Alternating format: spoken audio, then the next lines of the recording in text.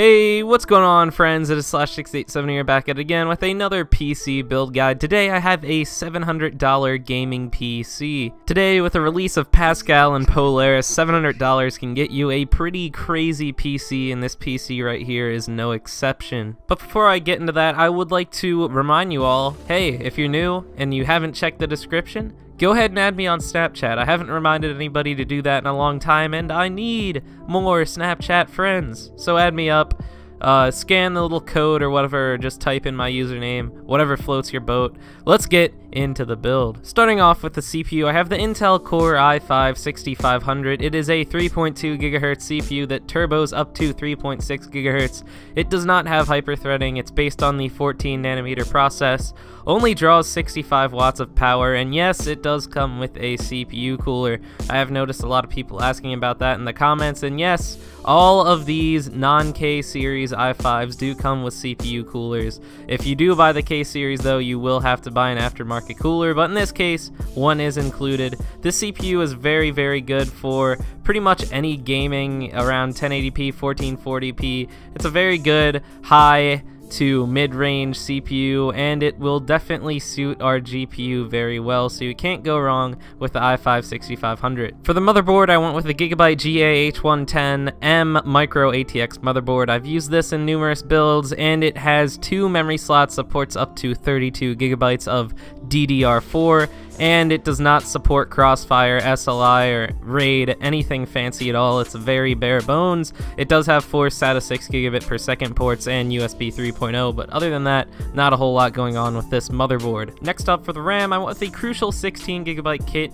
2 8 gigabyte sticks of DDR4 clocked at 2133 megahertz, only $16 for 16 gigabytes of RAM. That amount of RAM will definitely help you down the line as far as editing, gaming, streaming is concerned, and $60 for 16 gigabytes. You can't go wrong with this kit right here. Next up, for the hard drive, this is one of my favorites right now. It is the Seagate Barracuda 2TB 7200 RPM hard drive. This thing is only $68 for 2 terabytes of storage capacity.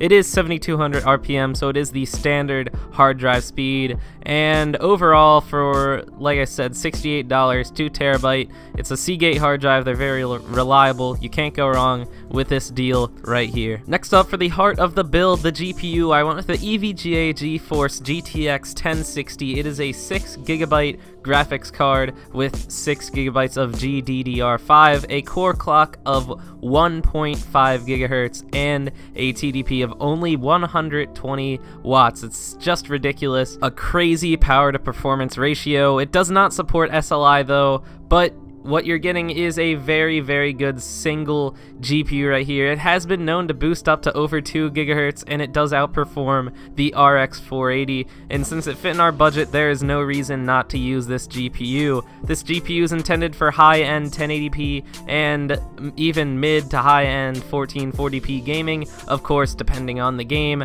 However, for only $250, you're getting an amazing GPU. GPUs are just getting so much better at such a quick rate. It is a great time to be a PC gamer. I've said it once and I'll say it again. I just think right now PC gaming, it has reached a very, very high point. I'm not going to say the peak, because who knows what's in store in the future, but we are in a very good time to be a PC gamer. Next up, for the case, I went with the DIYPC Solo T1R ATX Midtower case. It has a red LED fan, some fancy red LED accents, but overall it is a Midtower case for only $34 with USB 3.0. That's really all it is to me. It's not that great, but it will get the job done. Has decent cable management space, decent airflow. Overall, you have some good room for good amount of fans. It's gonna circulate air pretty well. Can't beat it for $34. Lastly, for the power supply, I went with the EVGA 500 watt 80 plus certified ATX power supply.